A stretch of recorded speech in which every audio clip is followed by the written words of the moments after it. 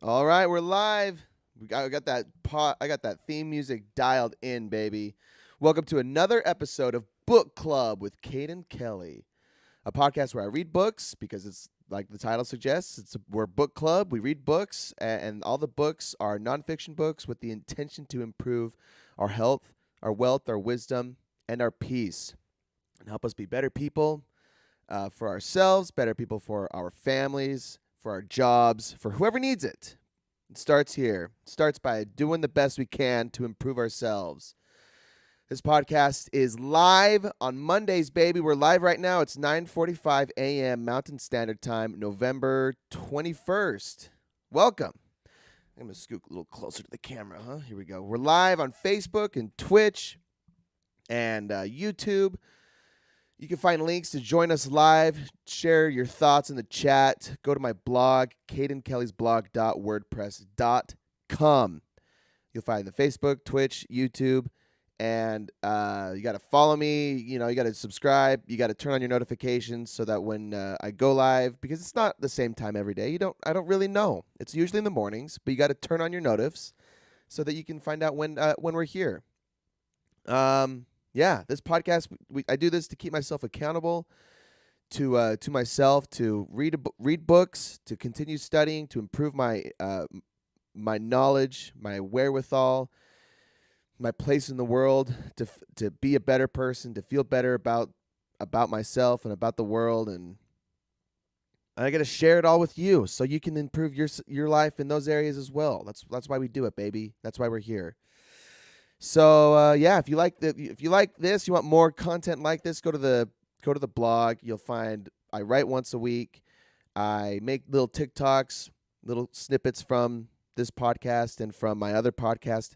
Here's the point with Caden Kelly, where it's the same thing, but I do it in 15 minutes. I do this podcast by doing it in 15 minutes, and it's a different podcast. You can find that all out on the blog, cadenkellysblog.wordpress.com. If you can't tell, that's where I'm trying to send you. That's where just everything is. It's easy. It's easy over there. So welcome. Hey, it's Thanksgiving week. It's the week to give thanks. I watched a few videos on the origins of Thanksgiving last week because I always forget, and I'm always fascinated why we celebrate holidays, where they come from. So let me brief you really quickly on the origins of Thanksgiving.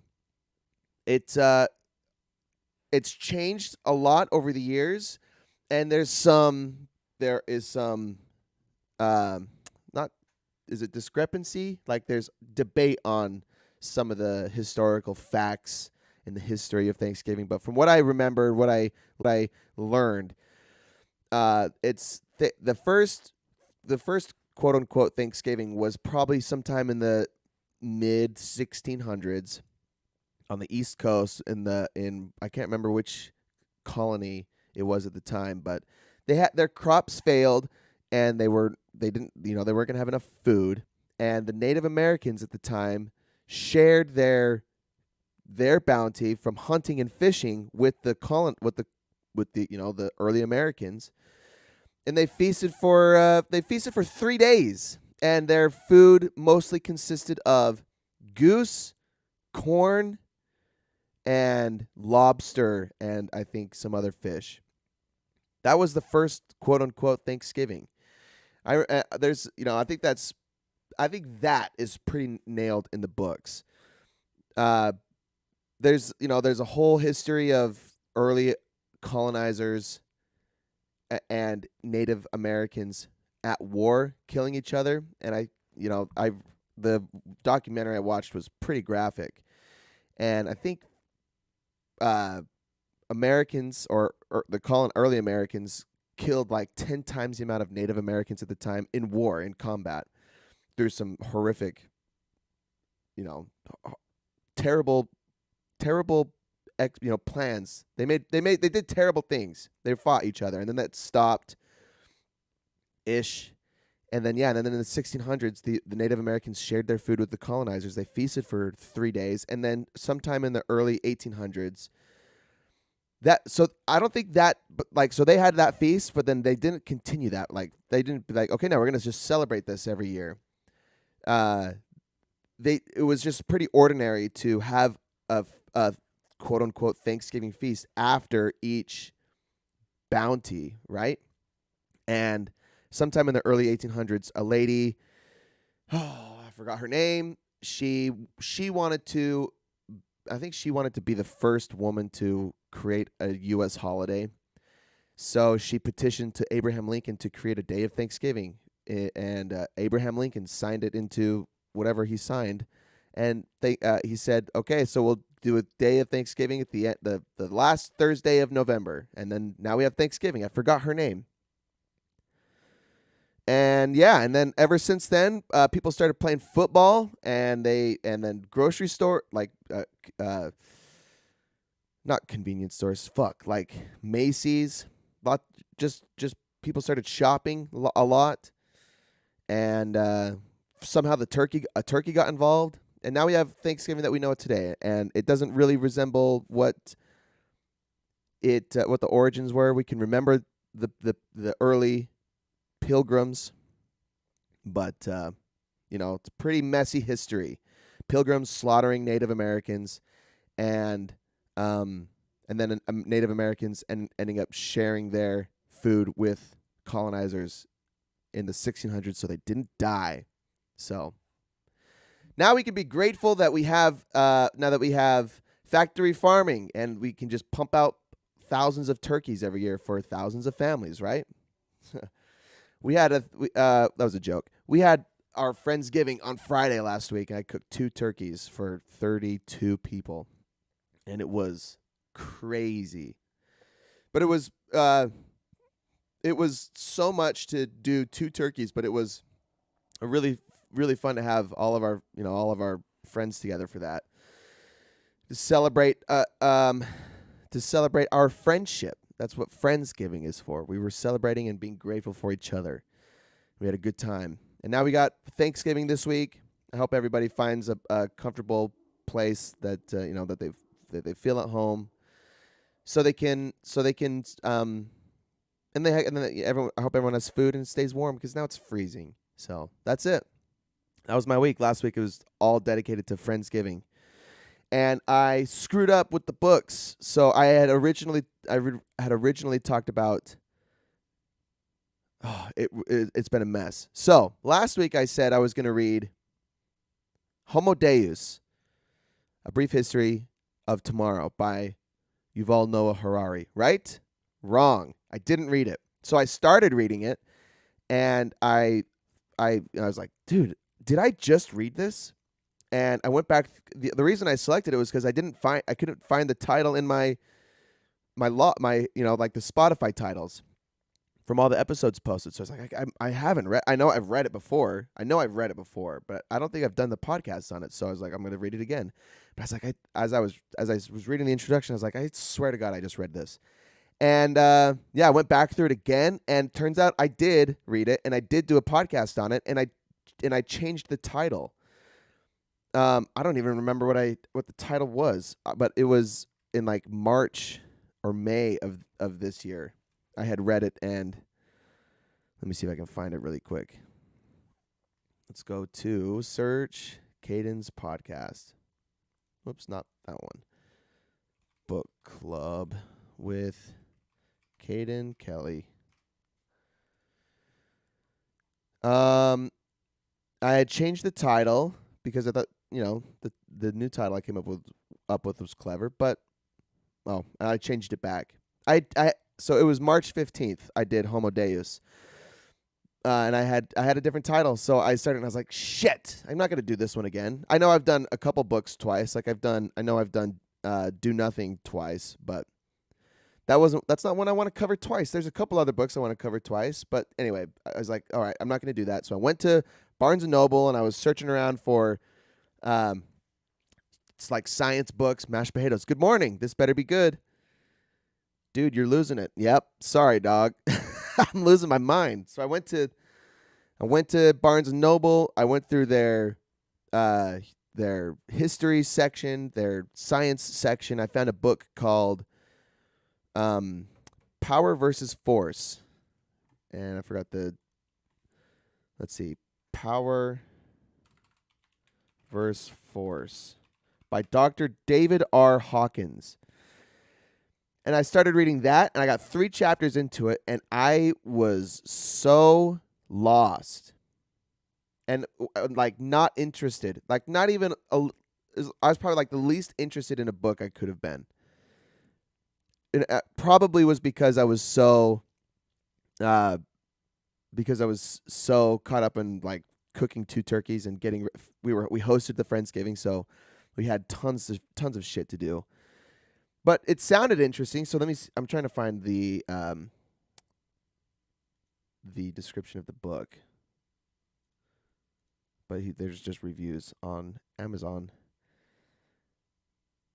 So anyway, part of it, it was not landing. And every time I'm reading a book and I realize that I don't like what I'm reading, I remember what I'm going to see if I can find a Force description. Every time I'm reading a book that I'm not enjoying, I remember Ryan Holiday tweeting something saying, you don't have to finish a book that you don't like or that you're not enjoying. Life is too short. You don't have to finish. And I think that, like I want to finish. I want to do what, or I want to see it through. I want to, and then give an honest opinion on it, whether I thought it was good or not. It's got great reviews. On Amazon, it has 4,600 reviews, average rating of 4.7 out of 5 stars. It's great. Like it's got great. So I know it's me. I went through 3 chapters. I didn't give it a really good, honest go, but I stopped reading it. Power vs. Force summary, review, and takeaway from ElevateSociety.com. Power vs. Force is a thought-provoking book. It presents that every act, thought, and choice, our decisions, can affect the lives of everyone. We think we live by forces we control, but in fact we are governed by power from unrevealed sources, power over which we have no control. Sounds awesome, right? And turns out it was like it's like kind of a spiritual book too.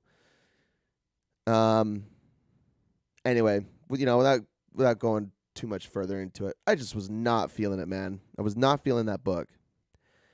I was going to return it, but maybe I should keep it and give it an honest effort down the road. So, anyway, I stopped reading it, and I went through my list of books, and I found a book that I've been wanting to read for a long time, and it was shorter, so it was perfect for, picking it up on fucking Saturday.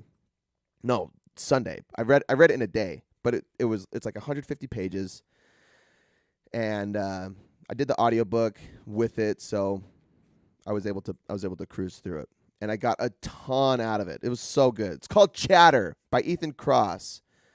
The voice in our head, why it matters, and how to harness it. This is the book that I've referenced a few times from the Derek Thompson podcast episode on Chatter that I've referenced. Anyway, it's awesome. I loved it. I loved this book. So I actually was like Saturday night came around after the party. We were cleaning up all day, and I was like, I don't have a book. I can't finish the Power versus Force because that book was like 10 hours of audio. I could, but I was like, I'm probably just not going to do it. Maybe I'll just rebroadcast an old episode. Maybe, everyone takes an L every now and then, but no, I looked around and I found this book. So I'm really excited to read it. Also, look how cute these mugs are that Kayla got for Christmas. We got new Christmas coffee mugs. Good morning, everyone. So I read it, and I'm really glad I did because we got a new episode. We're not rebroadcasting, and we got really good. We got a lot of awesome stuff to talk about. So let's talk about Chatter by Ethan Kross. Let me tell you about our boy Ethan real quick. So Ethan was on that podcast, but we're gonna, for a minute, we're gonna pretend like he's not. I'm gonna talk to you like he's brand new. Ethan Kross, PhD, is one of the world's leading experts on controlling the conscious mind. An award-winning professor in the University of Michigan Psychology Department and Ross School of Business, he is the director of the Emotion and Self-Control Laboratory. He has participated in policy discussion at the White House and has been interviewed about his work on CBS Evening News, Good Morning America, and NPR Morning Edition. His pioneering research has been featured in the New York Times, the New Yorker, the Wall Street Journal, USA Today, New England Journal of Medicine, and Science. He completed his BA at the University of Pennsylvania and his PhD at Columbia University. This is his first book. That's what they said in the thing. And it was published like a year ago, I think. Let me see. It was published, 2021, the first copy. Book Club Guide, copyright 2022. So that makes me think that he's going to be posting more, which is awesome because this is like right. So I talk about this podcast is about health, wealth, wellness. Health, wealth, wisdom, and peace. And this kind of stuff is kind of all encompassing. This kind of content. Oh, sorry. Indigestion. It's about, I'll tell you a little bit on the back. It's about the voice in our head, how the voice in our head can lead us to spiral into a lot of negative self-talk, can be really destructive, but how we can overcome that, how we can use our inner voice to our advantage to make better decisions. So it's kind of like it's up the vein of the human behavior. It's up the human behavior vein, and how to make better decisions that allow us to be healthier, wealthier, wiser, and more peaceful. So I guess really it probably falls under the peace vein the most, because so the biggest thing that I keep bringing up from the podcast with Ethan Kross is Derek Thompson's bastardized levels of thinking, which are, there's 3 levels: sensory, chatter, and metacognition. The first, I want to go through I took notes on that podcast too, so I want to go through all of that again, but just to, just summarize. Well, I guess I don't have to summarize here, but that's what this is all about. And moving beyond the step 2 level of our inner voice of chatter, and not getting lost in it, because getting lost in our chatter leads us to negative self-talk, negative behavior, negative perspective on the world, and makes us miserable, basically. So this book, have I told you that I liked it? I'm also wearing my Carhartt vest because I'm freezing down here, man. My vans, I got my carpet cleaning vans outside. It's 18 degrees in the middle of the night now, so I got to run heaters to them, and I've got a power cable running through my window to plug in this fucking heater, an extension cord. So my window's open when it's 18 degrees and it's freezing. So that's how we do out here. Small business owner probs. All right, let's get into it. I wanted to build a garage, but I was too late in the game. I also bought the house, and I have no money. All right. This book is one part. It's a short book, so he's not going to spend a ton of time breaking things down. 7 chapters. In the introduction, much of our lives is being sucked into our minds. We all have a voice in our heads, a basic feature for humans. This book is about recognizing our chatter and inner voice, and to control the voice in our heads. So I guess I kind of appreciate he doesn't really go in, like, he doesn't stray off from his field of expertise. He doesn't talk about like the origin of human consciousness or human thought and how I wanted him to. I want to know more about how human consciousness has evolved over time and how it's shaped our society, our culture, our behavior, the world the way the world is today. That's why I love to read books on biology, anthropology, history, because I think like I want a I want a dozen book series from Brett Weinstein and Heather Hang's book, The Hunter Gatherer in the 21st Century, 21st Century Guide to oh shit, what is that? It's right here. A Hunter Gatherer's Guide to the 21st Century: Evolution and the Challenge of Modern Life and the Challenges of Modern Life. Yeah, I want those. That's like that encompasses biology, anthropology, and history. So, um, but I respect that he really stuck. He stayed in his field of expertise, which, if I go back to his bio, is psychology. Right? He's one of the leading, PhD award-winning professor. He's the director of emotional and self-control. What was his degree in? Psychology department. Anyway.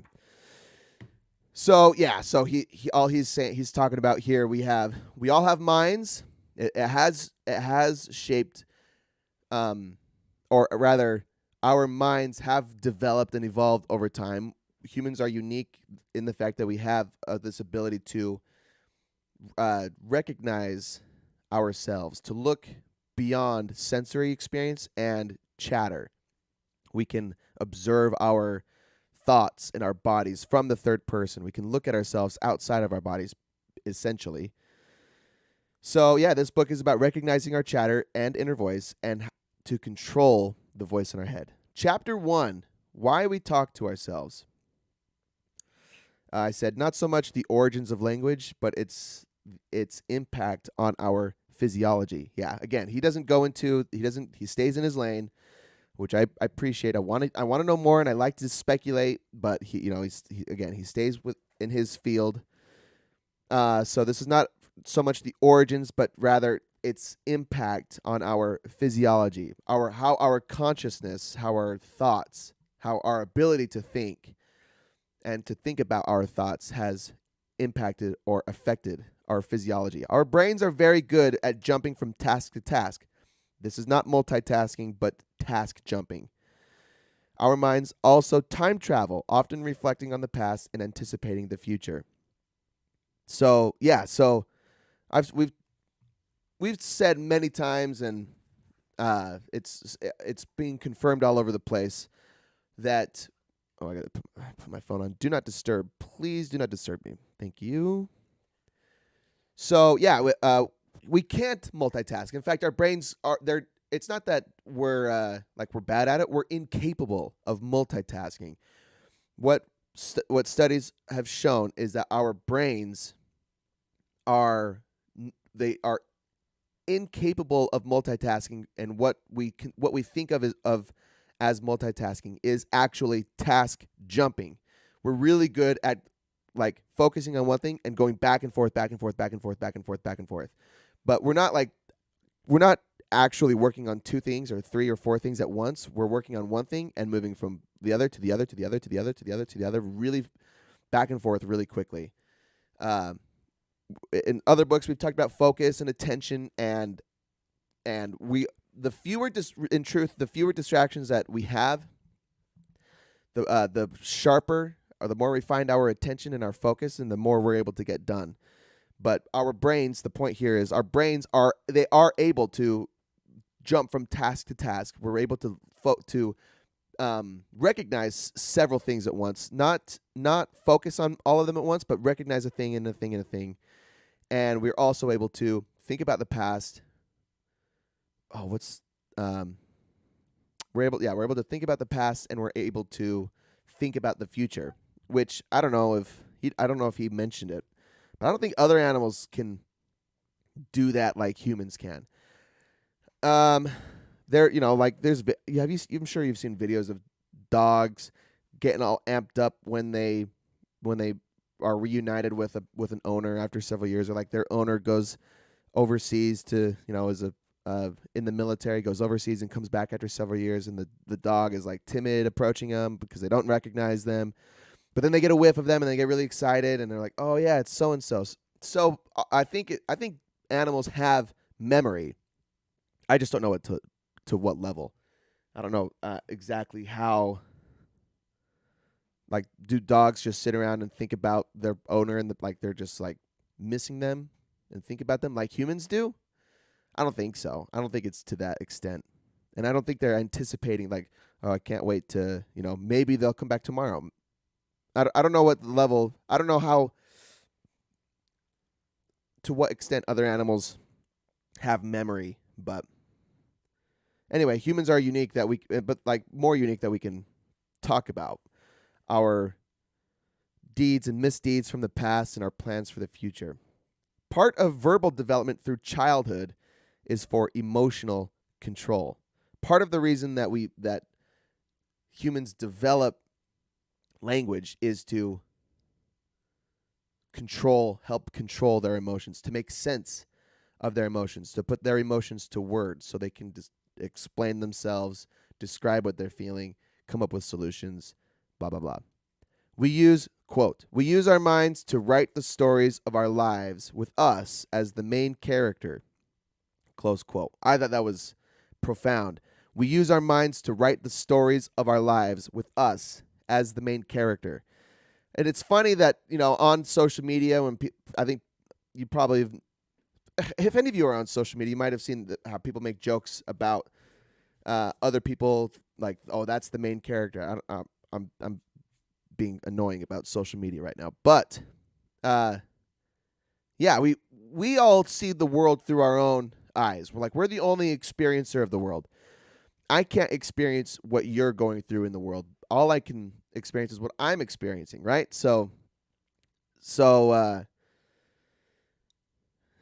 Yeah, so what? So what am I going to say about that? Yeah, so I guess so. Oh yeah, so we learn language to explain our emotions, but we also our minds use the explanations that we come up with to explain the world around us, and with us as the main character, to write the stories of our lives.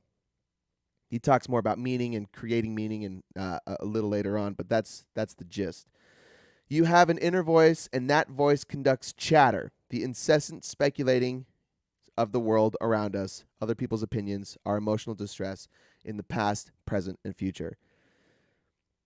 Yeah, so as we create the narrative of our life, we develop this inner voice.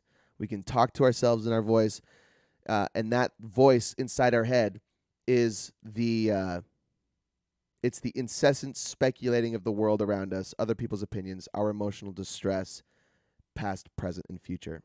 Sweet.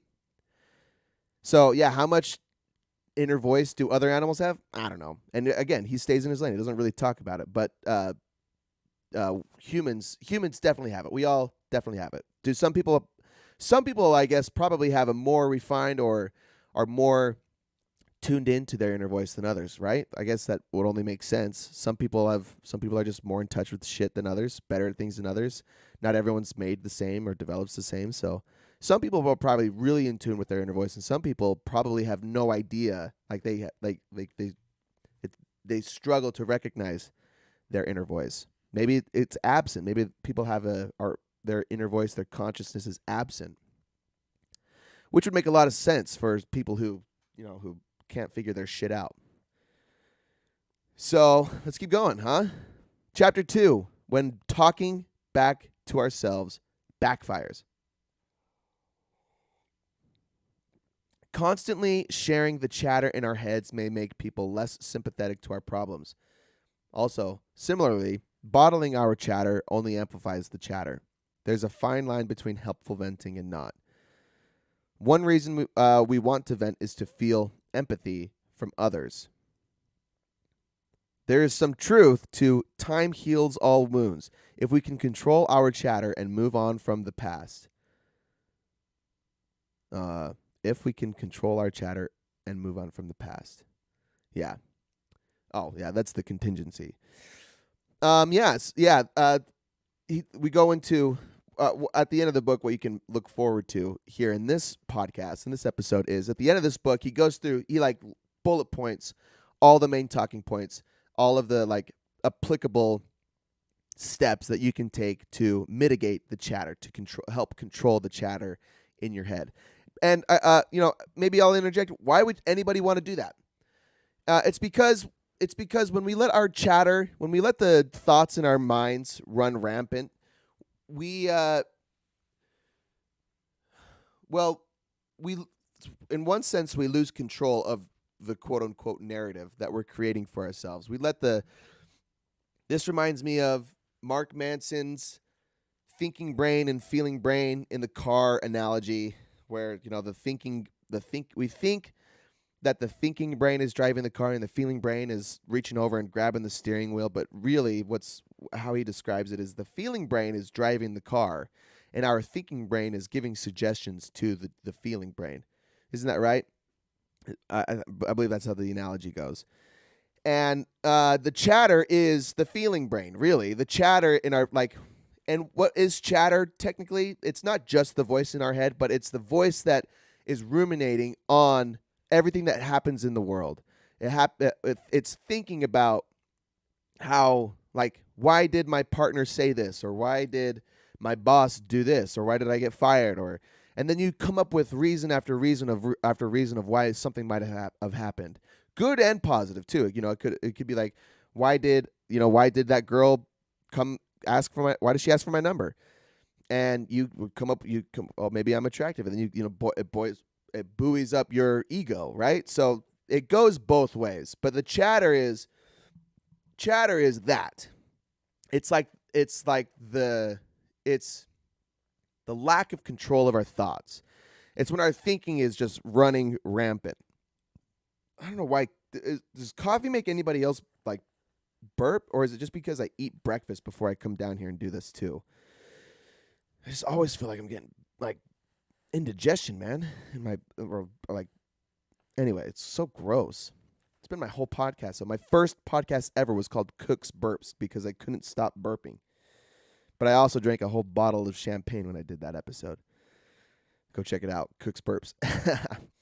So chatter is the thoughts in our brains running rampant, and without us taking any, without trying to take control of our thoughts or to mitigate how our thoughts can go to extremes. My thoughts always go to extremes. Even if someone doesn't text me back after an hour, if I'm having a conversation with somebody and we're trying to exchange information, get to a conclusion, get to results. I'm thinking about work stuff.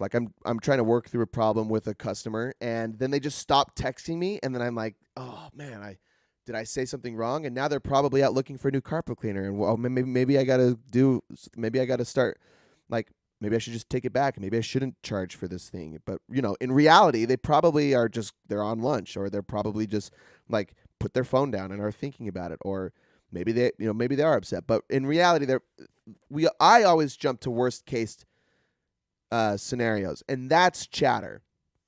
That's what chatter is. And chapter 1 was about why we have that in his psychology terms. We have it because it helped humans evolve to become who we are, to become these conscious, sentient beings. And chapter 2 right here, he's saying that this how this backfires for us. The chatter in our head makes us constantly sharing the chatter in our heads may make people less sympathetic, but also bottling the chatter only amplifies the problem. He talks about the remedy to this, about venting, healthy ways to vent, especially when it comes to our chatter. Time heals all wounds if we can control our chatter. So in chapter 2, so that's what chatter is. And really, if you to experience more peace in your life, we got to mitigate. We got to control the chatter. First, we have to recognize that we have the chatter. It's nice to know what it is, where it comes from. That's what I'm fascinated about. But what's practical here is what we're gonna do with the information, and that's what this whole book is about: how to control our chatter, the voice in our head, why it matters, and how to harness it so that we can be more peaceful, find more success, find happiness, find joy, right? So let's keep going in chapter 2. Talks about social media. The urge to share our thoughts is inherent in human nature. The quality of the communication is damaging, though. Letting our chatter control our posting leads to lack of support from readers amplified feelings of aggression, lack of depth in connection. Do you know who's that guy that made The Social Dilemma? I'm going to find it because I wonder if he has a book. Because I would love to read Social Dilemma. Dilemma. I use DEL. It's not. Tristan Harris. Tristan Harris books. Yeah, he doesn't have a book yet. But what popped up was Irresistible by Adam Alter, that Australian guy. We did his book early on. I'll probably end up doing that book again because what's so fascinating here is, to me, is our chat. Like, social media is the vent for our chatter. And he says the first thing you're prompted with when you open Facebook is to post something, and Facebook asks, "What's on your mind?" And Twitter, like if I open Twitter, I bet you it's the same thing. If I open Twitter, so you get your feed, but I hit plus and it says, "What's happening?" Same thing. So we're constantly prompted to share our thoughts, and sharing our thoughts inherently isn't wrong, but the quality of these conversations we're having on social media is the problem. We get a lack of support from people that are following us or from readers, and I said this is unintentional. Sometimes people are just scrolling; they just scroll past stuff, right? I used to get like personally offended when I would post anything and wouldn't get a ton of engagement or a ton of interaction. And then, even especially when it was like something I was proud of, something that I like. Usually, it was posting me playing something on the guitar, or like a really cool picture of me or doing something or whatever. And I wouldn't get as much attention as like anybody else, And I used to, or even like in my group chat with my friends. I'm so egocentric. I really am. I'm selfish. I got a lot of things that I'm working with. That's why I love doing this, because it's helping me feel better about, or make better decisions, have a better perspective on what's happening in my life and why people interact and don't interact with shit. But even in my group chat with my friends, I would, say something that's I think is funny or that I think should get a lot of attention or start conversation, but then nobody responds. And then I'm like, what the fuck is wrong with me? Or why do my friends not care about me? Or they're texting, but they're responding to something else in the group chat.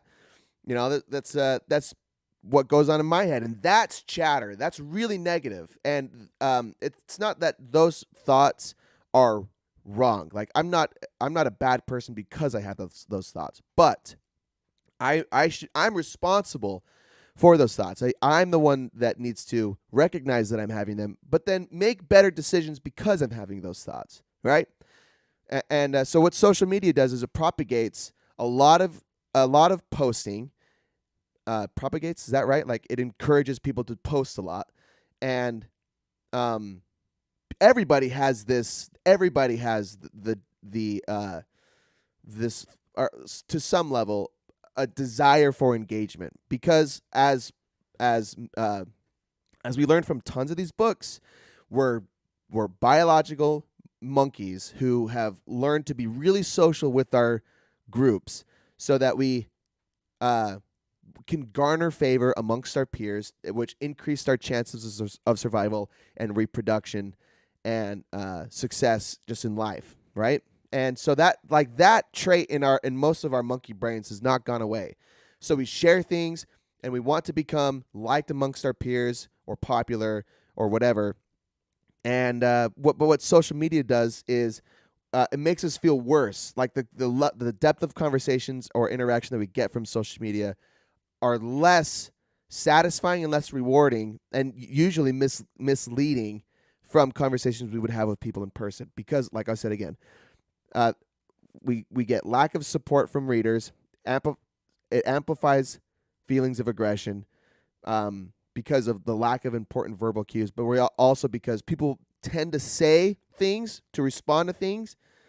People are more negative on social media because there's fewer consequences. You can go personal example.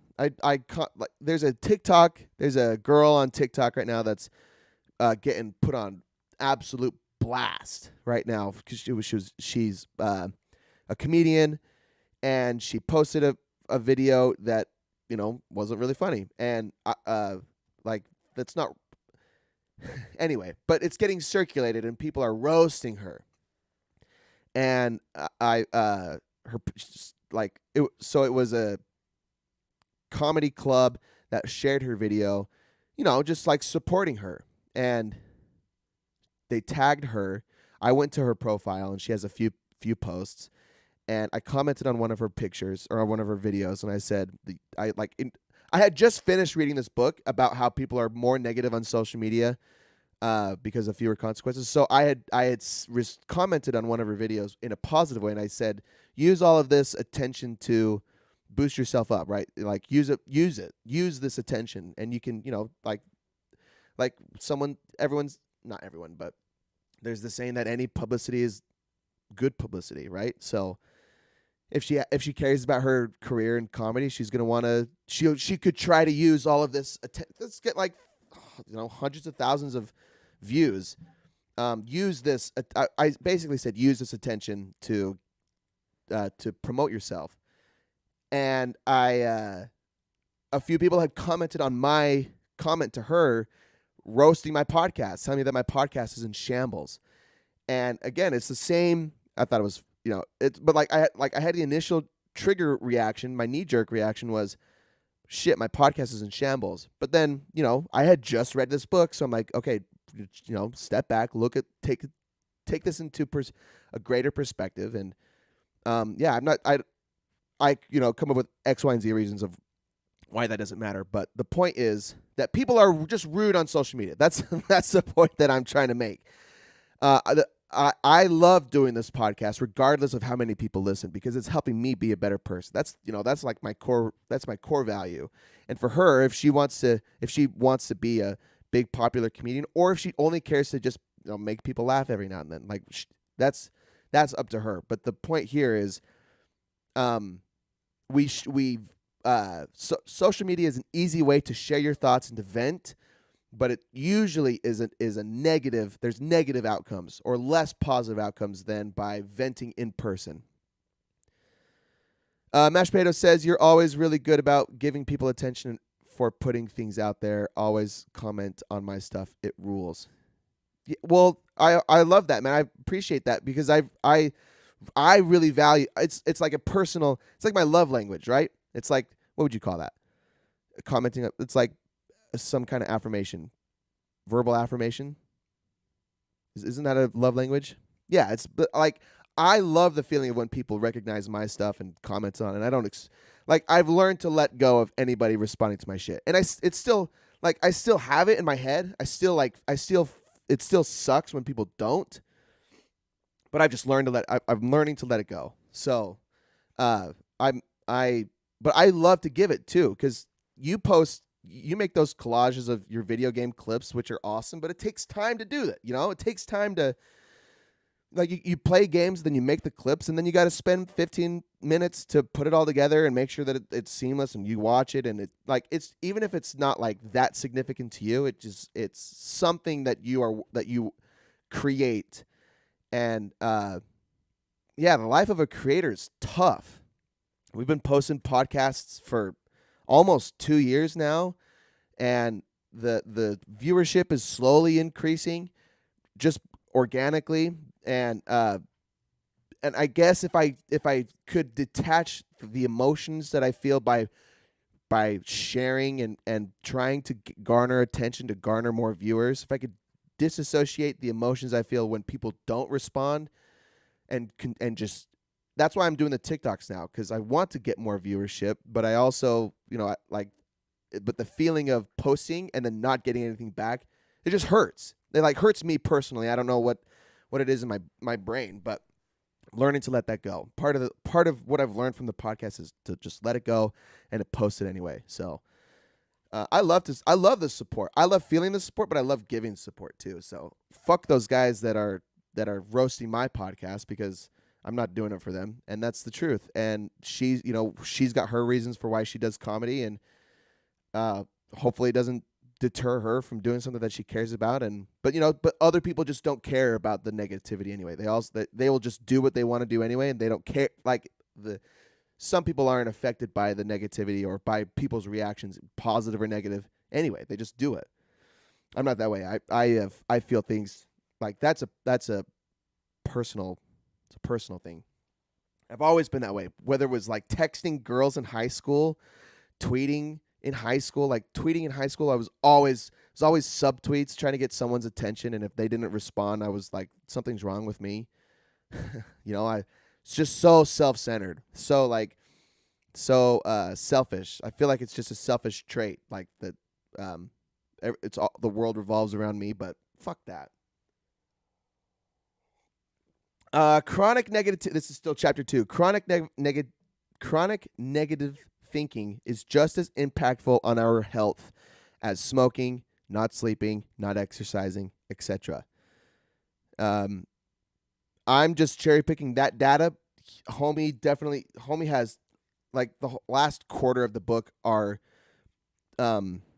studies that he cites. So I'm not just saying that. He's not just saying that. He's quoting. He's referencing tons of studies. He says that chronic negative thinking is just as impactful on our health as smoking, not sleeping, not exercising. So, and we'll talk more about negative thinking, negative versus positive thinking later on in other chapters. But you think that it's just in your head. It's not going to matter. It matters. How you think about yourself and how you think about the world around you matters. Maintaining positive perspective, not even positive, but just not dwelling in negative perspective is better. It's better. I think it's. I think the philosophy is to, like, my advice to everybody is something that someone else said, and I don't remember who said it, but it's hope for the best, plan for the worst. It's having a positive outlook, but like not ignoring what could go wrong. I think that's a really responsible way to address all problems. Hope for the best outcome for whatever it is you're doing, but plan for the worst. Plan for everything to go wrong. Usually you'll have the best results from that. And then don't be attached to the results. Nature versus nurture both apply. However, just because we have a gene for something doesn't mean it will manifest. It needs to be turned on by our environment. Thought that was significant information. Is it nature or is it nurture? It's both. But he says just because you have a gene for something, maybe for alcoholism, for any kind of addiction, for any kind of behavior, those things, just because you have a gene for something doesn't mean you will become that thing. It usually is triggered by your environment. Fascinating. Chapter 3, zooming out. Let's talk about solutions, huh? We've talked a lot about problems, what the problems to chatter and negative self-talk do for us, but let's talk about solutions. Chapter 3, he defines chatter, first quarter of the chapter. Oh, yes, I forgot to write this down. So chapter 3, oh, shit, let's see. So the beginning of this chapter, right after this lady's story. Yeah, no, this is chapter 2. Shit, I'm sorry. I want to find this. I must have really liked the way he described this. Beyond the Flywall. I think it was before that. Well, nope. This is dumb. I should have just written it out.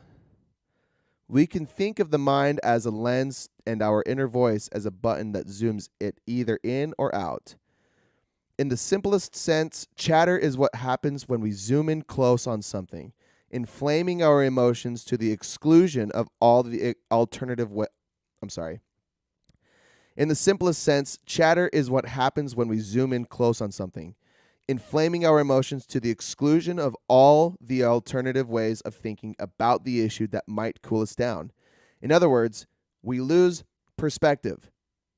Should I keep going? This dramatically narrowed view of one's situation magnifies adversity and allows the negative side of the inner voice to play, enabling rumination and its companions, stress, anxiety, and depression. Yeah. So, part of the problem with chatter is it zooms us in on our stress, depression, anxiety. Oh, baby, I love you too. Thanks for showing up in the chat. We got Kayla Sierra in the chat. So solution to chatter when we zoom in is zooming out, gaining perspective. St. Steve's illy, baby. I think that was towards Kayla, but anyway, it's cute. We got the whole fam in here. So he defines chat. Yeah, so we define chatter. We zoom in on something and lose perspective. Zooming in isn't the problem, but losing the ability to zoom in and out when necessary. Because zooming in is focused. It's like focused attention, right? We talk about attention, we talk about focus, and zooming in on something, like if you have a complex problem you're working on, it takes a lot of zooming in, right? The problem is losing the ability to zoom out when necessary. If we stay zoomed in, we lose perspective, and we probably lose a lot of ability to solve a problem. So zooming in is really important. Zooming out is really important, and knowing when to do what is the most important. St. Steve's TV, no, it was you, but I love her too. Well, thanks, bro. Right there. This one's for you. For those in the video, right there. Love you too, bro. So, yes, this is zooming out. The marshmallow experiment, which was that delayed gratification experiment. You remember that one? So I think the gist was researchers put kids in a room, and they gave them a marshmallow, and they said, you can have this one marshmallow now, but if you wait 15 minutes, then we will give you 2 marshmallows. And some kids ate the marshmallow, and some kids waited and got the second marshmallow. I think that's the whole research. And examining the results, they followed these kids after this experiment through their lives. Some of the results were kids who exhibited more patience, the ones that waited to get the second marshmallow, were better suited to deal with stress as adults. They had higher SAT scores, amongst other findings. This was the real name for this study is called the delayed gratification experiment. So, perhaps the correlation here is, like, you see something that you want or that you need, and so you're like, okay, I just want it. And that's, you just engage in all your compulsions and all your cravings, and I do that a lot of the time. And the other side of that coin is waiting to receive that kind of pleasure or reward. And there's positive. It's better to live with more delayed gratification than there is to engage in all of our compulsions, right? He says the reason that some people are able to do this is we have better cognitive distancing skills, the ability to step outside ourselves. This helps us take control of our minds instead of getting wrapped up in or zoomed in on a thing, like zoomed in on the marshmallow. We can stepping back and zooming out is cognitive distancing. This helps us take control of our mind and the situation. Strategic time traveling. Okay, so we talked about time traveling earlier. This is really just thinking about the past, thinking about the future. Strategic time traveling can help create positive narratives to reroute harmful inner dialogues. An example he gives is a student coping with the difficulties of being at Harvard and learning about her ancestors who were slaves and embracing that their lives were hard. It puts your experience into perspective, that it's temporary and bearable, and that gives you hope. That's the catalyst. Cognitive distancing and strategic time traveling give you hope, either to endure a hardship or to exercise delayed gratification, hope that something will be better, that'll be better at the end of the road, that your life isn't over because of this current stress or anxiety or depression that you are experiencing now. He says that writing also helps us develop our narratives, which helps us make sense of what is happening in our lives and helps us cope with life.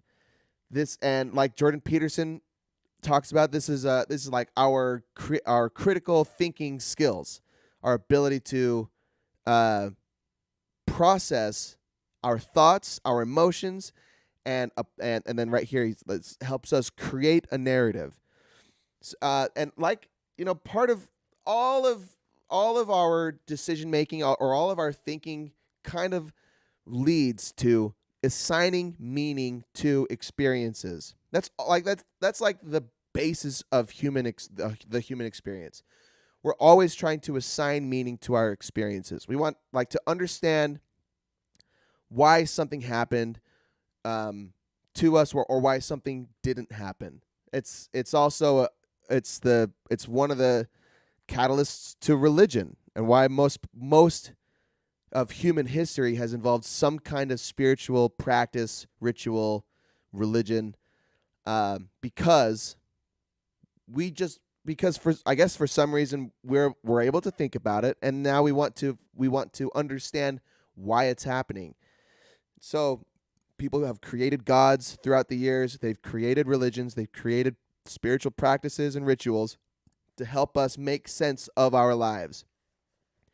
And writing is a critical thinking exercise to help us make sense, to help us at the same time create narratives, to create meaning, and to understand what's going on in the world around us. This helps us. This is a it's I'm not dogging on this. This is a really positive and this is a really positive thing for everybody to do and to practice, because when you feel like everything is out of control, spiraling out of control, typically you'll feel hopeless. And if you constantly feel hopeless, then there's no reason to ever get better, or you'll never think that things will get better. And then you just then this is your chatter in your head spiraling you downwards. You feel like everything's hopeless, and it makes you feel worse about everything, and it never leads to solutions. And then it's all downhill. It's all problematic. But critical thinking exercises, writing, strategic time traveling, and cognitive distancing, all these active things that we can do help us make sense of the world around us, even though we might not like come up with specific answers or concrete conclusive answers to things. Like if you're so concerned about the origins of the universe or God or some crazy things that we don't have concrete answers to, you should still practice these things: cognitive distancing, strategic time traveling, critical thinking skills like writing, because it helps you find your place in the world, and it helps you zoom out on your life and your quote unquote problems. It helps you make sense of the world. It helps you make better decisions, and it helps you have peace. And most importantly, probably, is it gives you hope. It gives you hope for the future, for yourself, and helps you that alone helps you live a more peaceful, joyful life. When you don't think that everything, you can think that things suck, but you can have hope that things aren't going to suck, right? You can have hope that things can get better, but if you don't actively try to get into a better place, then you won't. You're going to spiral. And the chatter will make you spiral. But doing these things help you zoom out, and it helps you understand your chatter, and it helps you make sense of why you think those things, why you think that the world sucks or that everyone's out to get you, and or why your friends won't text you back, or why this girl won't text you back, or why you keep getting bad grades in school. It helps you make sense of all these things, come up with solutions, and understand your place in the world, and how the world is. I'm doing this with my hand. I don't know why, but just I guess it's the world rotating. So it helps us figure out what's happening in the world. It helps us create our narratives, which help us make sense of what's happening in our lives and helps us cope with life. Hey, Moon in the chat. I've never gotten a bad grade in school. Congrats, dude. Cheers. Cheers to you for never getting a bad grade in school. That one does not apply to Hey B Moon. Chapter 4, When I Become You. When I become you. This is another strategy. Oh shoot, I didn't write down. Where's my chapter 5? The power and peril of other people. I must have missed making that note. So this is probably going to be a blend of chapter 4 and chapter 5. Unfortunately, I forgot to outline where chapter 5 was. That's okay. 7 years of honor roll. He's in college for 7 years. Yeah, Baby Moon, never a bad grade for all 7 years in college. That's what I'm talking about.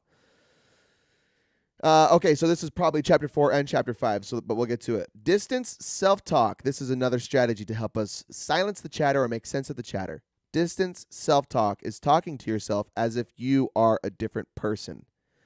One reason, and then I guess moving on, but that's, he shared an example about LeBron James talking about LeBron James in the third person, and it sounds silly, and it kind of seems like egocentric as well, but especially for coping with problems or making sense of difficult situations, it's a real strategy to step outside of yourself and consider what's happening to this body as if you weren't this body, or as if you didn't occupy this body. It's called distance self-talk.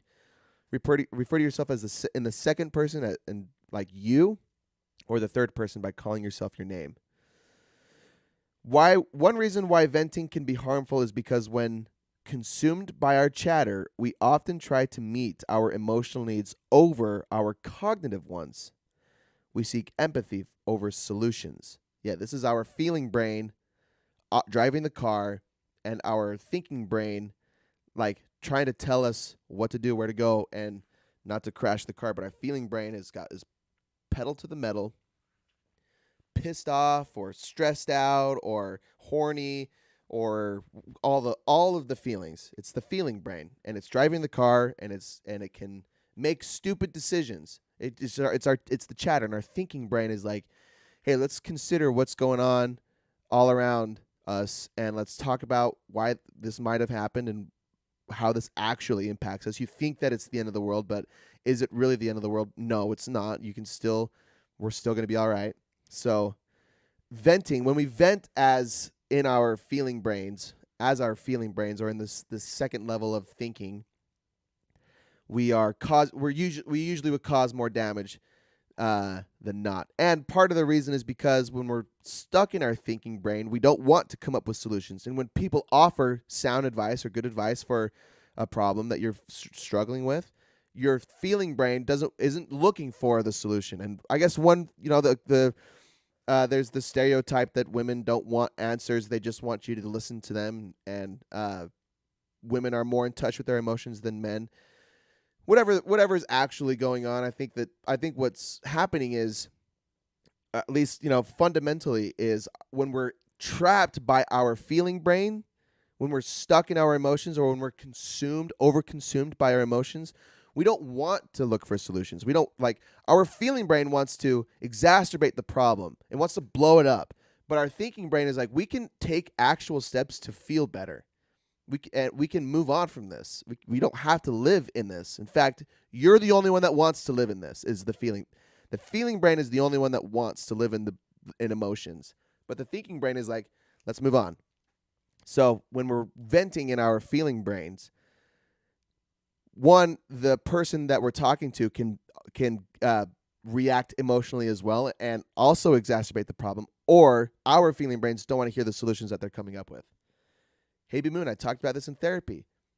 Yeah, dude, I'm a fucking therapist, man. You don't need to go to therapy. You just got to listen to me now. That's how this goes. That's what we're doing around here. Yeah, I think it's a pretty general concept, but it's really hard when you're in, I know when I'm in my feels, it's tough to be like, okay, well, I'm not going to listen to my feeling brain. That's tough. And when someone gives practical advice for me when I'm in my when I'm in my feels or in my emotions, it's tough to take that advice. Emotions are very, very powerful, very influential. So all of this is easier said than done, right? That's kind of like the rule for all advice. Everything is easier said than done, but it's the rule. uh, we if we want to get better, we can't be we can't want to be trapped in our emotions. We got to want to be out of those bad emotions. I'm going to keep going.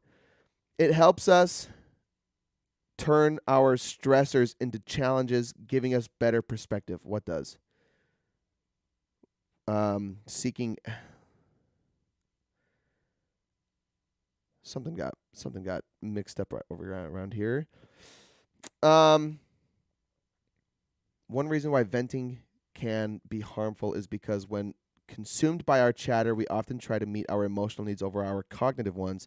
We seek empathy over solutions. And then I said, it helps us turn our stressors into challenges, giving us better perspective. I remember this. I remember the thought.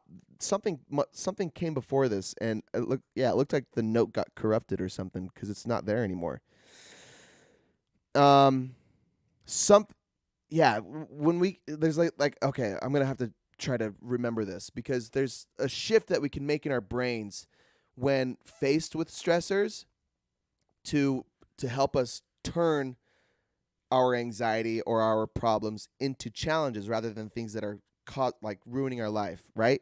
So yes, okay, so it's coming back to me. So the when something causes stress, anxiety, depression, those are the three big ills. We are like our bodies, our minds rather, our minds think, is this thing a threat or is this in my control? And if usually our chatter will let us believe that our problems are out of our control. So taking responsibility taking responsibility of our problems when something shitty happens to us and we feel like shit and we feel stress, anxiety, depression, we're responsible for zooming out and gaining distance from our problem, observing it like the third person, observing what's happening to us, and then deciding that we can figure this out or we can overcome this. And that helps, and then that'll help us convert the stressor from a threat to a challenge, something that we can beat instead of something that's trying to tear us down. So, okay, so I remember the thought now. So that's where this comes from. That gaining perspective, and I should write this down so I don't forget it. Gaining perspective helps us turn our stressors into challenges, giving us better perspective. In the face of stress, step back and consider if you have the wherewithal and resources to adequately respond. This changes the perspective from a stress to a challenge and bring more positive results. Yeah, is that what I was trying to deconstruct? So yeah, a really effective way of overcoming stress, anxiety, depression is stepping back, gaining perspective, and deciding that we have the resources and the wherewithal to overcome our challenges, and to overcome our problems, and that will turn the threat to a challenge and will give us, again, hope to overcome the thing. Hope is, I feel like that wasn't as poignant of a point that was made in the book, but hope, I guess, like gaining hope seems like the remedy to most of these problems, or at least to feeling better about our problems, is having hope that we will overcome these problems. We handle stress better too when we consider what we are experiencing is not uncommon, that others have experienced something similar. This echoes the mental time travel strategy as well. When you're dealing with something like a breakup or like job loss or the death of a loved one, if you consider that this has happened to most other people, then it doesn't mean that your problem is less significant, but it means that it helps you, gives you perspective, and it helps you cope with the stressor better. It gives you hope that you can overcome it too, like so many other people have. And then maybe if you have examples of people who didn't handle with those experiences well, that can give you wisdom and inspiration to cope with the thing better than that person did. Hey B Moon, wasn't listening to my feeling brain for a long time. Needed a sit down chat with you and Steez to help me out. Yeah, cheers to that, brother.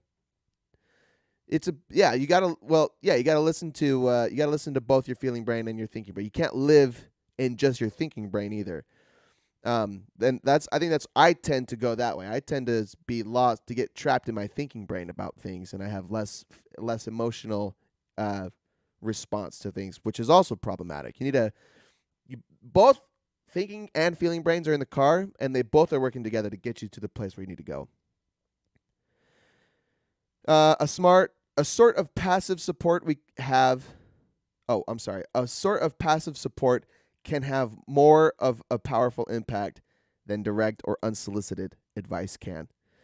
Yes, don't give advice when not wanted. It's usually received better when asked for. Chapter 6, Outside In.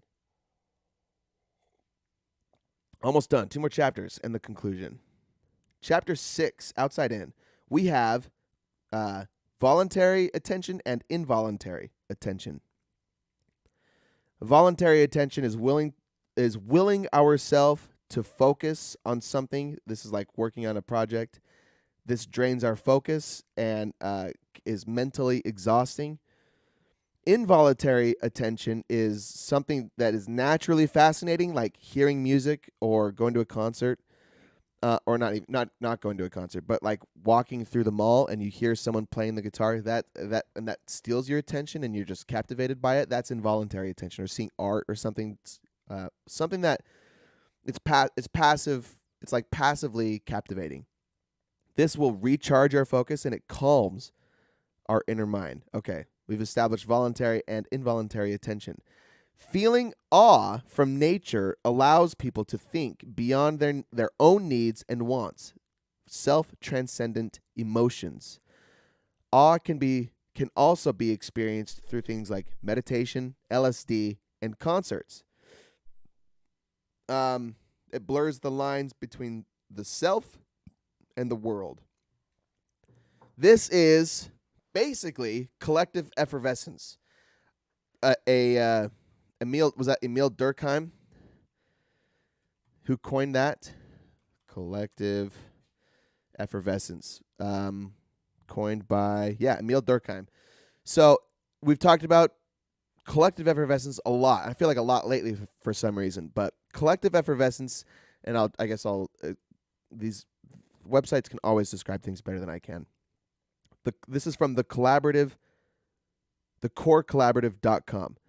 Collective effervescence is the feeling of energy and harmony when people are engaged in a shared purpose. It is a joie de vivre. I remember trying to read that once.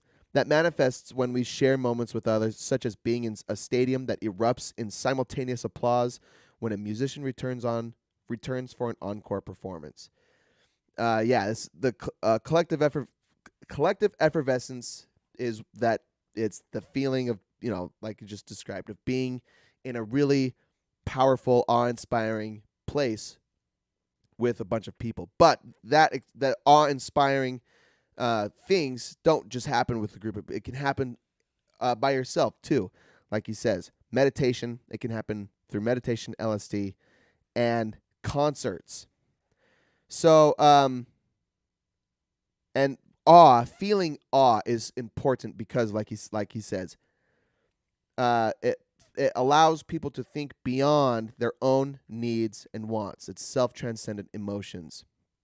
And like I explained about myself, I can tend to be really selfish and make poor decisions or to react negatively to situations because of my selfishness. But more awe-inspiring experiences help a person think less about themselves and more about everything else. It's about other people, but about like the state of the world, right? And collective effervescence is the same. It does the same thing. It does it with a group of people. It helps you. It transcends you from your own selfish wants to the needs and wants of other people. We're going to talk about why this is important. But first, the negative effects of stressful, awe-inspiring events can be mitigated by focusing on what is in your control. So just like there are positive, awe-inspiring events, there are negative, awe-inspiring events, self-transcendent emotions, but in a negative way. Things like hurricanes or pandemics, right? Those are two examples I thought of. So like you feel helpless, you feel hopeless, right? That's your chatters. There's a global pandemic, the economy is crashing, and I'm trapped in my house, and the world is ending, and my life sucks, and this is negative. This is chatter, and you spiral downward. But the best thing you can do for these negative, awe-inspiring events is focus on what is in your control. And how many people, how many philosophies talk about this? It's probably at the core of Stoicism and Buddhism. Focus on what is in your control. Focus on the present moment. Focus on what's in front of you, and focus on the now. Focus on what is in your control, what you can directly influence, and then do those things. Do what you can. Do the best thing for those situations.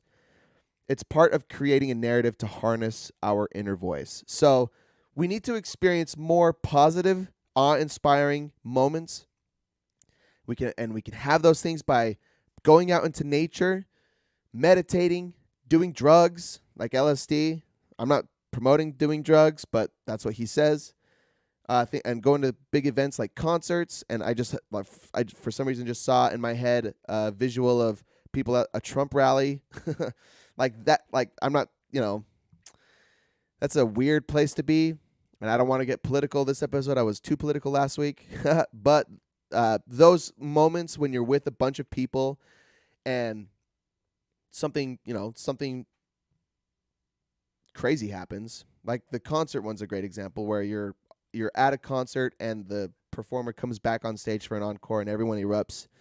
Some awe-inspiring. I can actually think of a few times where I've been at concerts where the musician's playing and it's just like I feel so moved by emotion and so drawn and engaged in the performance that I feel emotional. Those moments of awe-inspiring. I can think of times being out camping or hiking or just out in nature. Where else? Moments with my partner, just out of nowhere, just feel like deep feelings of gratitude and the more moments we have like that, the better. And then when there's moments that we can't, like awe-inspiring negative moments like pandemics, hurricanes, natural disasters, financial crises that we can't control, the best remedy is to focus on what is in your control. That's it. And then to disregard the rest. It's part of creating a narrative to harness our inner voices. Chapter 7, the final chapter, talks about placebos. Let me get some more coffee. Placebos shouldn't be disregarded if they work. Some things resonate with some people and not for others. Just because something makes you a healthier, happier, wiser, peaceful person, reduces your chatter, makes you a better husband, wife, father, mother, etc., doesn't mean it will work for others. So there's like the conversation about medicine and crystals. Like we talked about astrology, and we kind of roasted astrology in one of our episodes a little while ago. There's lots of voodoo, hoodoo bullshit in my perspective, but those things really help other people be better people. Even though there's no quote unquote scientific evidence to support what they're doing, doesn't mean that thing is wrong or immoral to practice, right? So I had a thought. I said, it's interesting, like the quote, only focus on what is in your control part in the last chapter, that whether you hear it from the Stoics or Jesus or magical crystals, the fundamental message is the same. So to me, it seems that the message or the wisdom is more important than the conduit.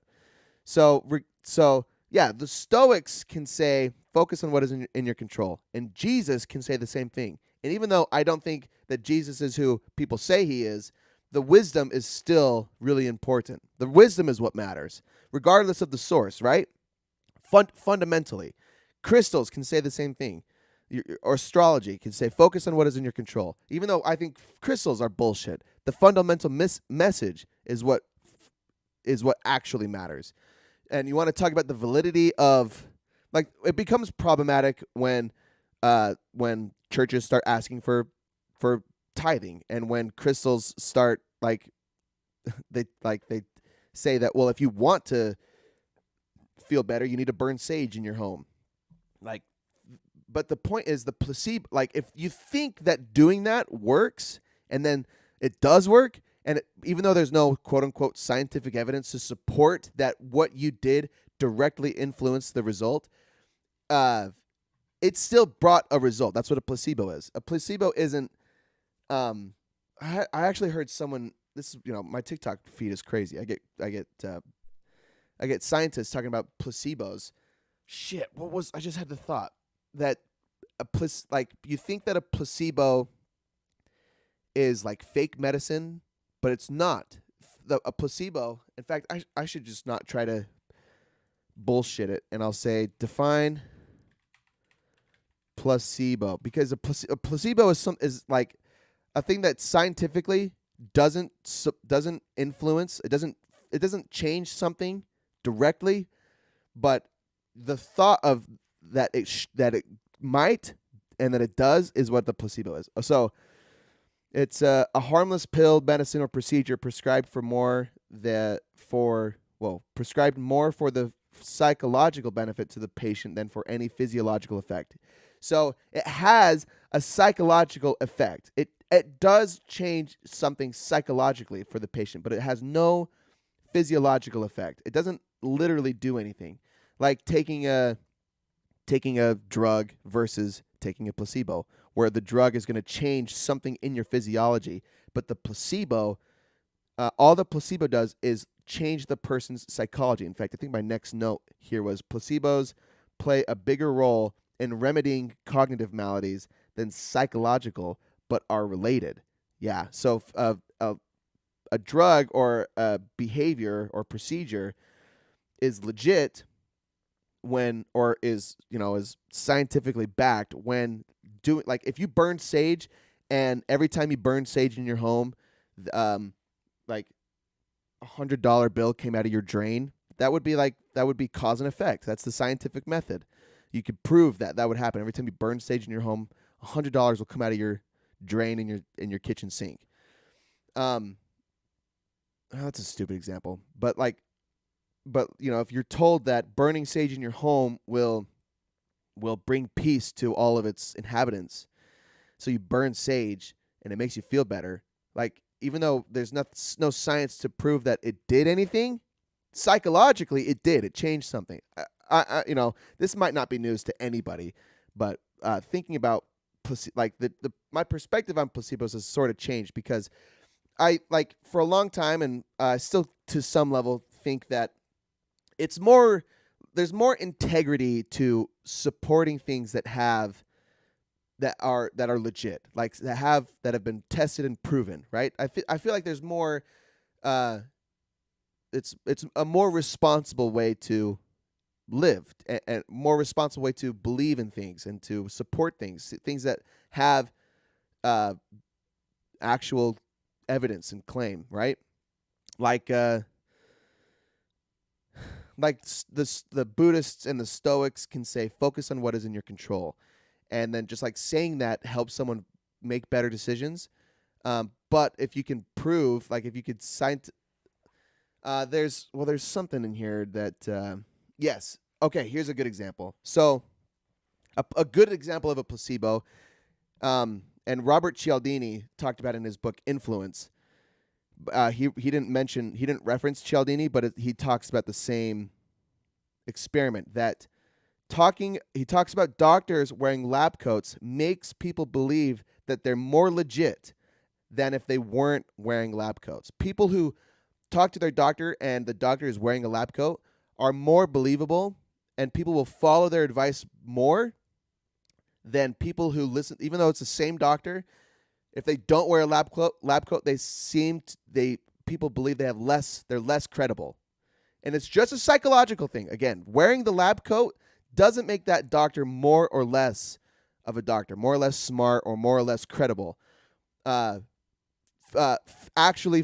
Physiologically, that doesn't have a direct impact on someone's behavior or health, but it does on your psychology Therefore, it's a placebo.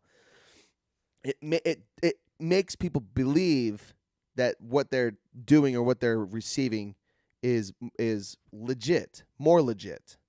Does this make any sense? I think it's fascinating. So the point I'm trying to make is whether you believe that focus on your control, focus on what is in your control. If hearing that only makes sense when you hear it from Jesus, then it's not wrong because Jesus gave out a lot of good advice. There's lots of good advice in the Bible. In fact, I want to reread the Bible, like I've said before, and do episodes on it and try to make connections between what Jesus said in the Bible to what the Stoics are saying and what Buddhists are saying. Because I think they're all saying the same thing. It becomes problematic when people say, again, when you create a religion based around what a person said. There's no religions around Marcus Aurelius or Epictetus. There is a religion around Buddha, but it's less of a less culty, right? It's more laid back. I actually don't even know how you would really practice Buddhism.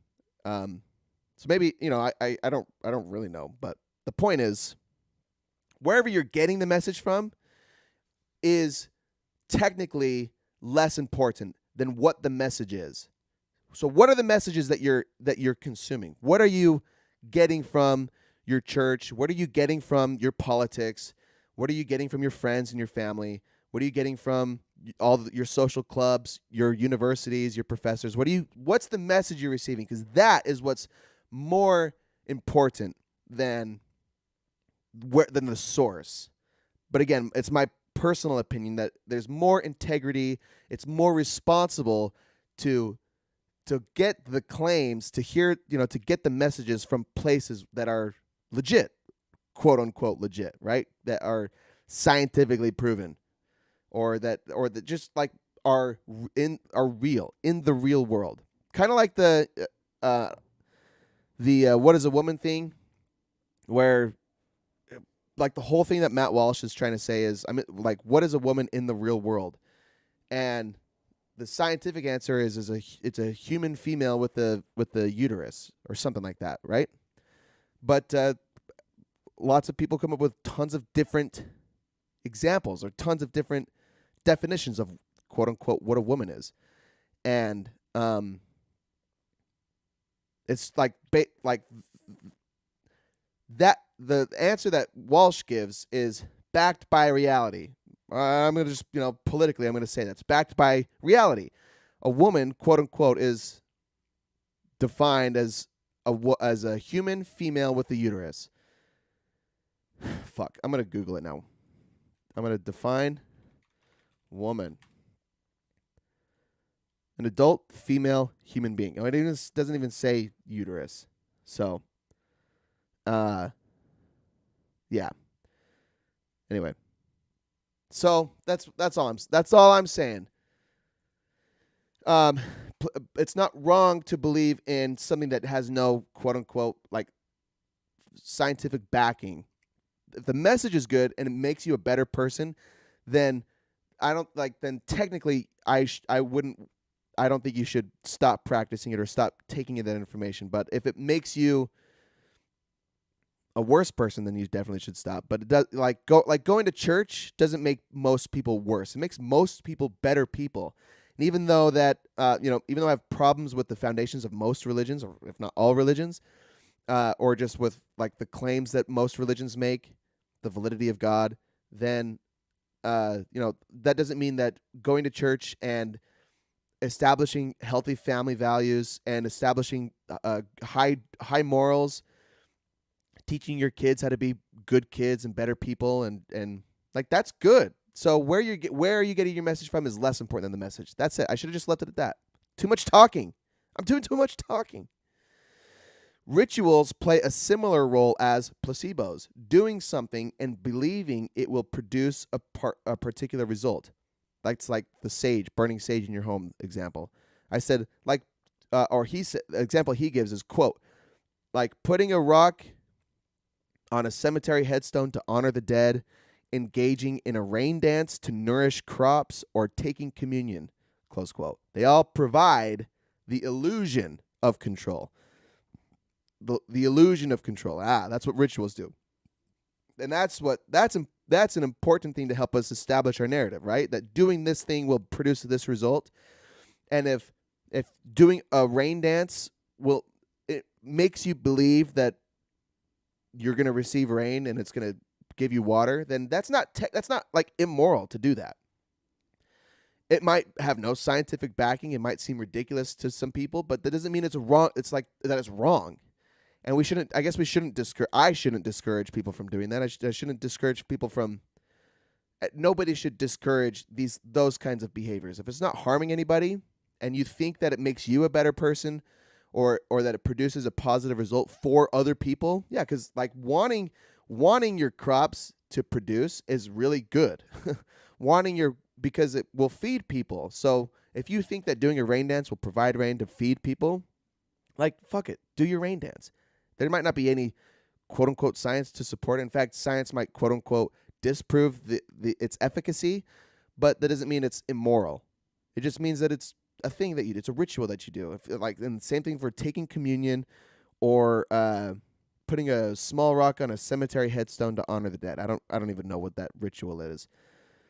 But we all engage in rituals to some level, to some extent. We all have rituals. So rituals are a problem when they harm other people or when you wish for ill will against other people, right? Like fucking voodoo, like poking a voodoo doll because you want to hurt someone else, right? That's a problem. You shouldn't do that. You shouldn't be a bad person. You shouldn't wish ill will or harm on other people. But if your ritual is well intentioned and is trying to help other people, then like we shouldn't discourage it. But then at the same time, you shouldn't condemn me for not engaging or practicing in your ritual because you think that I'm going to go to hell or that I'm going to be punished because I don't engage in it, right? That's like part of the whole thing with religion. And not the people, but like religion is especially Mormonism, because that's my shtick, is you have to get baptized, you have to take the sacrament, go to the temple, get married in the temple if you want to go to heaven, amongst other things. And so like if you want to do that engaging in all of those things makes you a better person, go do those things. But if you start to condemn me for not doing those things, then that's the problem. That's a big problem. You can go do that. You can go do whatever the fuck. Go do your rain dances. Go do your sacrifices. Go do your endowments. Like, go do it. But then when you turn around and come to me and say, and if you don't do this, you're gonna go to hell. And then I'm like, I'm not gonna do it. And then you cut me out of your life, or you tell me like Scientology will blacklist you, and they'll send fucking crazy people to stalk you because you are not practicing or not keeping your mouth closed. That's a problem. That's a real problem. That's when like you can go to Scientology and read Dianetics and do the electrical armchair thing and tell the truth or see, like hear about your previous lives. Go do that. If that makes you a better person, fuck it. Go do it. But don't stalk me if I think you're crazy. That's when your behavior is problematic. Cheers. That's it. Let's read the conclusion and then and then we'll go through the talking points really quick. Conclusion, quote, "The ability to experience fear, anxiety, anger, and other forms of distress is quite useful in small doses. They mobilize us to respond effectively to changes in our environment. The inner voice is valuable, not in spite of the pain it causes, but because of it." So, like I was explaining earlier, it's like experiencing the fear, pain, anger, depression, anxiety. Feeling those things isn't wrong. It's almost always how we respond to those feelings. And we can either sink into them and spiral downward and make things worse for ourselves and people around us, or we can apply these steps, these talking points, these active points to turn these stressors, to turn these threats into challenges for us to overcome, which gives us hope, which helps us live better lives, which spirals upwards and positively impacts the people around us. So the feelings and the stressors aren't wrong. but living in those stressors and like I can't forget Viktor Frankl saying in Man's Search for Meaning that we don't engage in stressful things because we're masochists, but in fact, we should avoid things that directly cause us pain or that make our lives worse. We should avoid like starvation. We should avoid harming our bodies. There's a difference between those kind of stressors and things like going to the gym and discipline and like things that produce positive results. But starving yourself is physically harming yourself. You shouldn't engage in that. You shouldn't engage in like staying up all night, or like you shouldn't engage in things that harm your body or harm other people. You should engage in things that make you a stronger person, that cause stress but make you a better person. Yeah, the chatter is uncomfortable, but it brings up useful information. What's important is to not let the chatter control the narrative. Okay, that's the conclusion. So here are the tools. I'm going to read all the tools because I think they're all useful.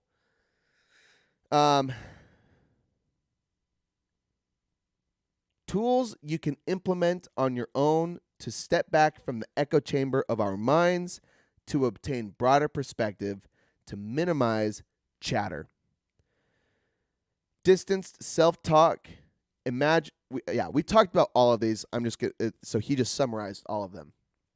Distanced self-talk. Imagine advising a friend. Broaden your perspective. Reframe your experiences as a challenge. Reinterpret your body's chatter response. Normalize your experience. Engage in mental time travel. Change the view.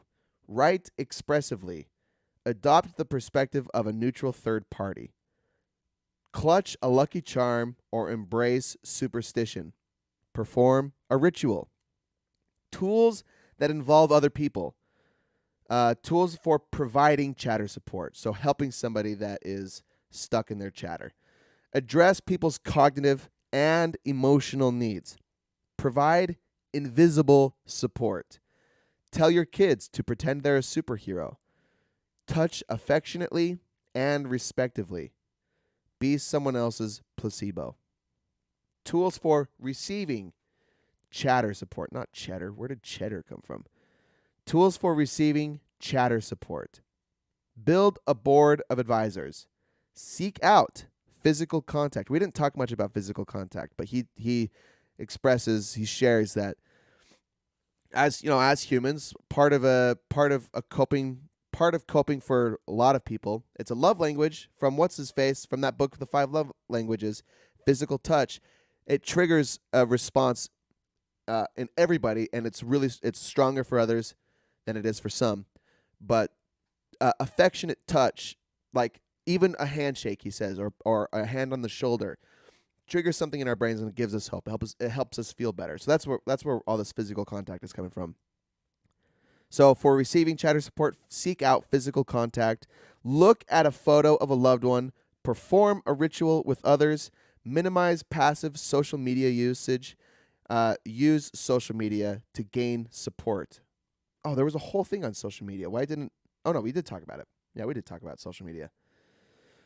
Passive social media is just scrolling endlessly, just like looking for the next hit of dopamine, blah, blah, blah. Active social media is intentionally getting on, knowing what you're going to do when you get on, doing that thing, and intentionally trying to engage with someone or a group, or posting or doing something like this. Active social media use is always better than passive. Tools that involve the environment. Create order in your environment. Increase exposure to green spaces. Seek out awe-inspiring experiences. That's it. Yeah. Talking about environment, I mean, I remember last year going on a hike with a group of friends with Steez and St. Steez TV, his girlfriend, a couple other buddies, and it was like a 4 a.m. We all got up at like 4 a.m. Went up to this awesome spot, hiked for a few hours, jumped in a lake. It was super wholesome, but it was one of those grounding moments that everybody should be not doing those things specifically, but having experiences with other people in the environment, trigger awe-inspiring reactions. They help us gain perspective on the world, on our problems, and help us feel better, help us have better control of our chatter. If we're constantly stuck in our home, stuck at our job, stuck in a routine, then we get then we're stuck, and we lose perspective on our problems, and our problems will seem bigger than they are. But doing something that for us, that was out of the ordinary. We haven't done a hike like that since. It was like, what was that, like a year ago, a year and a half ago. So and it was awesome. I still remember. It was a really meaningful experience. So do more shit like that. I did want to, before I wrap this up, just quickly go over my notes from the Plain English episode with this guy. Yeah, right back at you, St. Steve's TV. So yeah, the episode was on September 20th for anyone that wants to go listen to Ethan Cross with Derek Thompson on Plain English. We use our inner voice to help create meaning to the experiences in our life. Yes. Chatter is negative thought loops. Yes. The ability to travel back in time mentally allows us to review mistakes and successes, helps us learn and grow. Planning for the future can help motivate us. The idea is not to shut up the inner voice, it is to free it up. Compulsive people make decisions based on their first reactions to their inner voice. Quote, mental time travel, being present is listening to the inner voice while not being perturbed by it, while simultaneously learning from the things our inner voice says. The author notes, Ethan Cross, living in the moment helps us refocus. Believing that, quote, catching yourself outside of the moment is living below your full potential, close quote, is fundamentally false and inconsistent with human behavior. Talked about Derek Thompson's bastardized 3 levels of thinking. Again, they're pure sensory experience, chatter, and metacognition. Level 3 tactics are meditation, distant self-talk. Pure venting can leave you feeling worse off. Venting works when you share emotions and work through them together. I love that. I love that thought. Not just like getting things off your chest, but shifting the focus from your feeling brain to your thinking brain, not being trapped by your thoughts, not being trapped by your emotions. Placebos and lucky charms often have the desired effect. Religion may be the most impactful distancing strategy. That's an interesting note. I want to hear more about what he says there. Religion may be the most impactful distancing strategy, probably because it is there's the most distance in there, right? It's not just like you're literally separating yourself from your body, from your soul, to another realm of experience, or of another realm, period, like heaven or hell. That's like the ultimate distancing, right? And yeah, Buddhists do it the same way. They have their form of distancing where you are not your body. You are the consciousness that occupies this body, and you are reincarnated until you reach enlightenment. And that's like the same distancing strategy. It's putting all of your problems into perspective, and that's what helps. So wherever the source is less important than the message. St. Steve's TV says, hard, long hikes will have you feeling spiritual and emotional. You'll have to join me on some. Trying to beat out your inner bitch, except it goes on for 8 hours and 11 miles. I'm all about it, dude. You know what I would love to do too is back in my Boy Scout days, we would call them high adventures. And me and Mashed Potatoes, we did a few of them together growing up in the same ward. We would I remember the craziest one we did, I think, was in the Uintas, and it was a 14-mile hike in, or 12 miles or something like that. And then we stayed out there for 5 days and then hiked out. So we had like 80-pound rucks, and I was like 14 or 15. It's so crazy that we actually did it. But we hiked out for however many miles. It took us 2 days to get to the spot we were going. We fished for all of our food. We had like little ramen noodle packs if we didn't want to eat fish, but we ate fish for 4 days, and then we hiked out, man. And it's those experiences are so fucking hard, but they are so yeah, they leave you feeling spiritual and emotional. They're awesome. I would love to do something else like that. And if you got big fun hikes you want to do, I'm all in. My zone 2 game right now is out of this world. So you let me know whenever you're ready. I keep telling Kayla I want to do I want to do some hikes and some camping while in the winter season this year. So if you're down for that, let's do it. That was Chatter. That was Chatter by Ethan Kross. The Voice in Our Head, Why It Matters, and How to Harness It. I loved it. And if that was his first book, I assume that he's going to make more.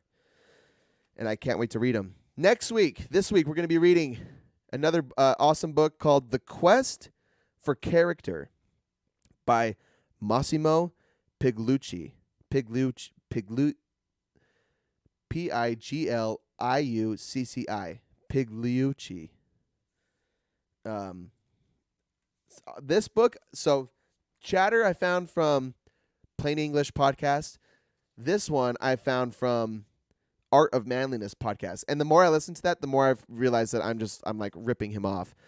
They do the same thing over there at the Art of Manliness. They read books and then they talk to the authors and go over instead of just going over the points, they talk to the authors about the points, which I would love to do.